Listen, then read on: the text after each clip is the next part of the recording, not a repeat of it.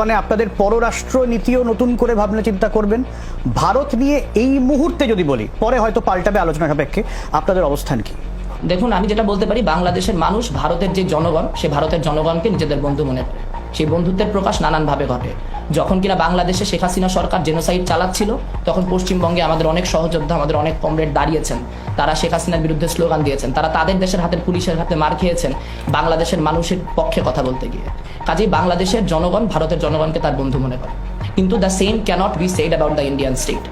এখানে আমি অবাক হয়ে গেলাম যে এখানে কংগ্রেসের যিনি প্রতিনিধি বসে আছেন, মানে আপনাদের কনটেক্সটে তো কংগ্রেস লিবারাল তর দল, তা শুনছি ভারত বাংলাদেশ প্রশ্নে নাকি সকল দলের এক ধরনের ঐকমত্য আছে। এই ঐকমত্যটাই আসলে বাংলাদেশের জনগণের শিরোপীড়ার কারণ আপনারা কেউ এই রোলটা একনলেজ করতে পারছেন না যে আজকের যে বাংলাদেশের অবস্থা তা তৈরি হয়েছে 16 বছরের স্বৈরতন্ত্রে, এবং এই 16 বছরের স্বৈরতন্ত্রের যে দুইটা ভুয়া নির্বাচন, সেই ভুয়া দুইটা নির্বাচনকে জাস্টিফাই করার ক্ষেত্রে ইন্ডিয়ান স্টেট হিউজ ভূমিকা রেখেছে।